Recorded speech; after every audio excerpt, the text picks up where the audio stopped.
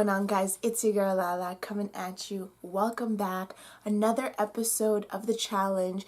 This is now episode 10. We start back at the challenge house and all of the girls are excited. Every single one of them, including Kara. They all want to play their own game. Whatever happens, happens. These girls are not playing any game. We find out that there's a new alliance that just formed. Polly, Kara, and Turbo. And I kind of like that. That seems like a pretty scary alliance.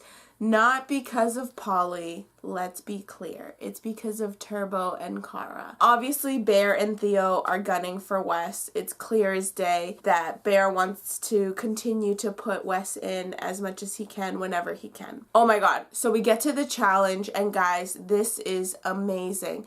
This challenge has 3 giant hurricane fans at the end of a 150-foot hallway, and basically each individual must grab a ball and transfer it into the safety zone by going through the fans, essentially beating this hurricane. And the hurricane wind ends up going about 150 miles an hour. So they have 5 minutes to transport as many balls as possible into the safety zone. It's funny because as soon as I saw it, I was like, you know, I think this would be kind of easy for the right type of person, because you have to, number one, be a little bit heavier. You can't be some lightweight 100-pound person and expect to go through a 150-mile wind. It just doesn't, you fly away. And we saw that in Georgia. Georgia was not able to complete anything. She wasn't even able to get any balls. She just kind of fell to the floor and just laid there. Like she couldn't get up. It was too hard for her. Everyone else completes it. This is where things get a little bit interesting. Maddie is the rookie of the year. I'm calling it. I'm saying it. She is rookie of the year. This girl is a beast. She's a beast. She can compete with the guys. This is what we need. And this is what Wes is saying. Like, guys, hats off to her, because she is multifaceted, is what he said. You know, she can do all of these things with ease, and it's beautiful to watch. It's beautiful to watch a woman compete. I'm really growing to love her more and more as the challenge goes on. Poor Turbo. Oh my god. This guy, like, the medics run instantly because he's on the floor and he like can't breathe. He's like wheezing from the amount of exertion that he put on himself in those 5 minutes.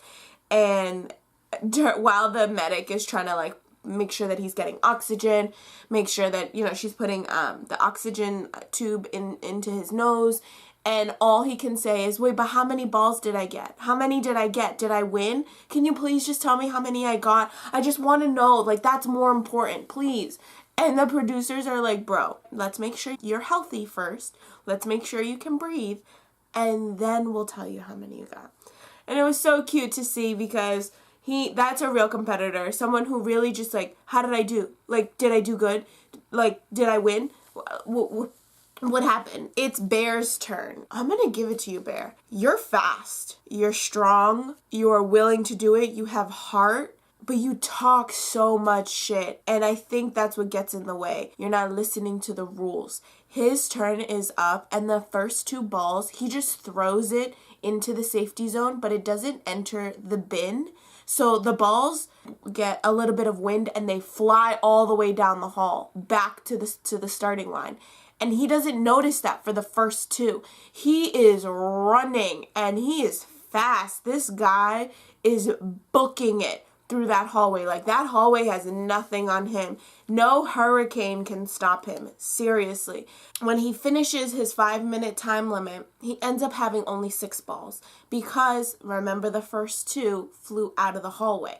Had those 2 been properly placed inside the bin, he would have had 8 balls, and he would have been absolutely safe, because no one had been able to get more than 7, and everyone was gassing out. We then get to Wes, and Wes is kind of struggling. I think he underestimated the slipperiness of the hallway, and he's just like falling all over the place, which is kind of making him lose traction and making it harder for him to run through the hallway. He ends up only getting 6 balls, which is fine, but obviously we know that he's not going to be in the tribunal. And Bear is basically saying, you're a loser, because in his mind, he has 8 balls. In his mind, no one can beat him. He even, at the end of his round, he went up to go hug Theo in like such a bromancy way, and saying like, yeah, bro, we got it, we're sending him home. We get to the end of the challenge, and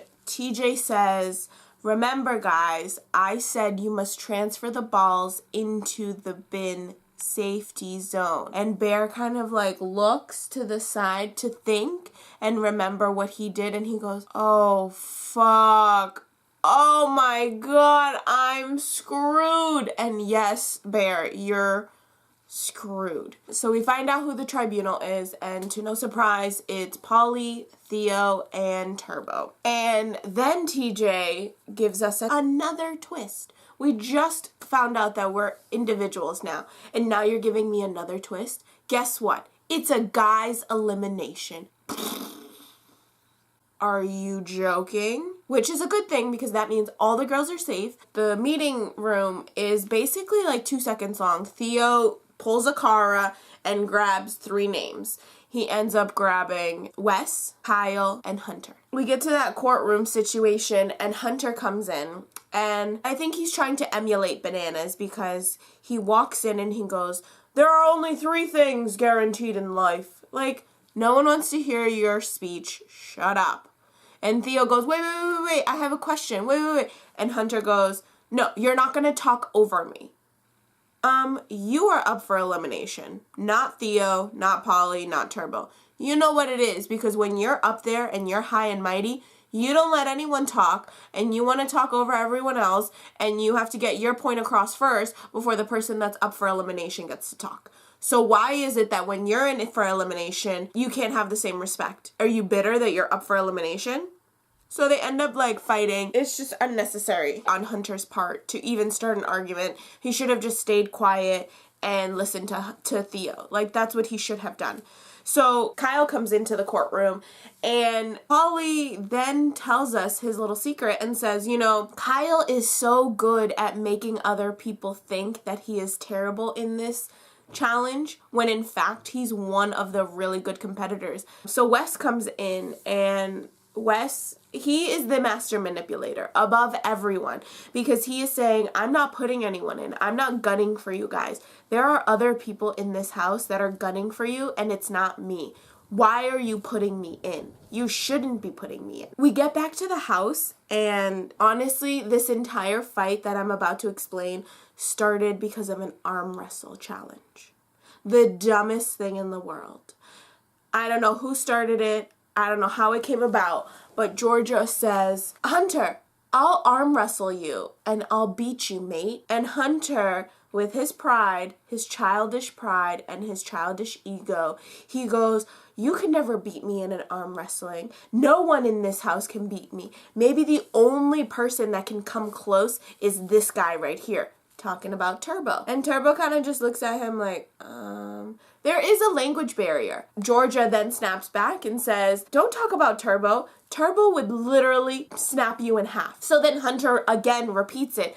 Man, I will break him with a hand tied behind my back. And Turbo was like, what?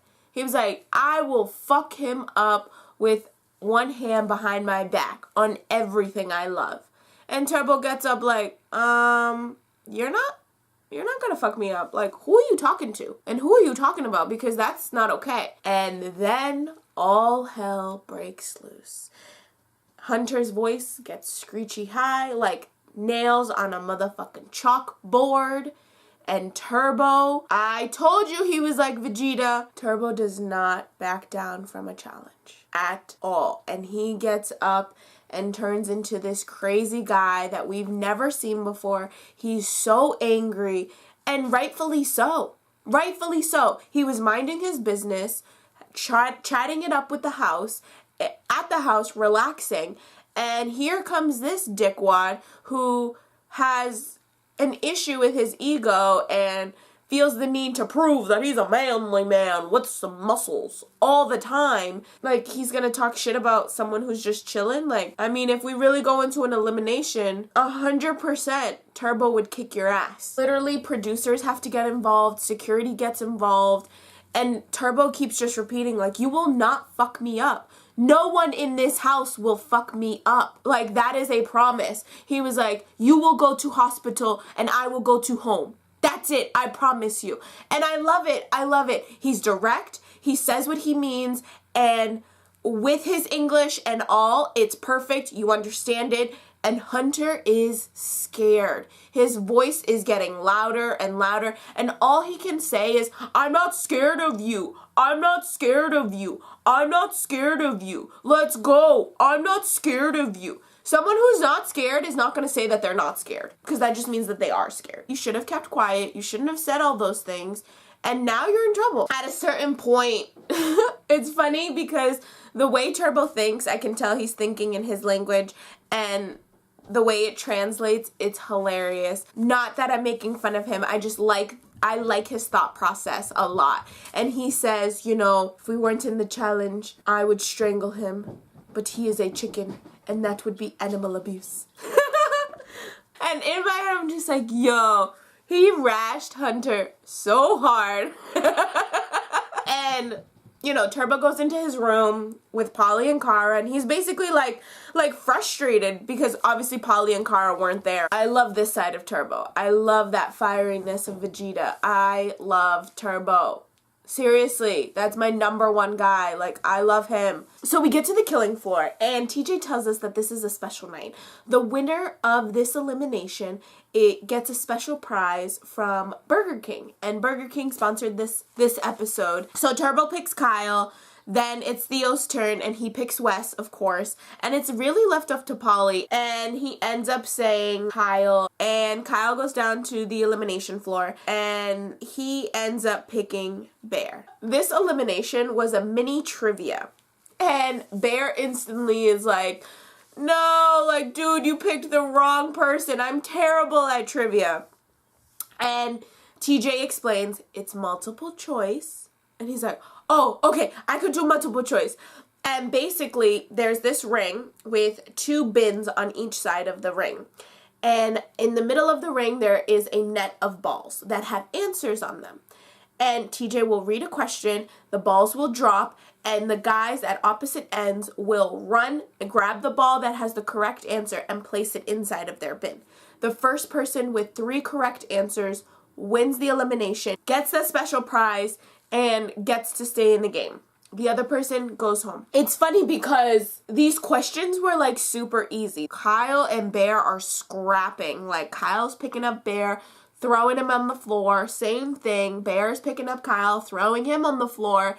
Ultimately, Kyle gets this. And I start to see Bear kind of, his pride is kind of like going like this because he was so confident that the last 2 eliminations he was put into, he won. It just goes to show you, like, maybe you aren't as great as you think you are by yourself, and maybe you should really humble yourself first so that way you don't get hurt in the end. And the last question was stupid, and Kyle immediately gets it. And, you know, Kyle takes the ball from Bear, and Bear doesn't even try to grab Kyle to stop him.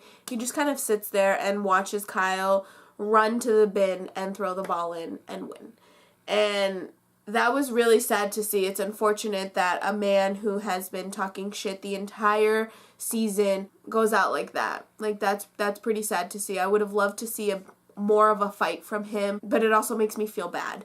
It makes me feel bad because he is a great competitor. Had he paid attention during the challenge, he would have not even been down here. He can't even say bye to Georgia. Like, he's beating himself up about this to the point that he's calling himself a loser, and he's like, man, I have never been humbled in my life, and the challenge, as much as I hate to say it, has humbled me. And I appreciate that, Bear. Through all the bullshit, I hope that you have a chance to come back. I would love to see you compete again.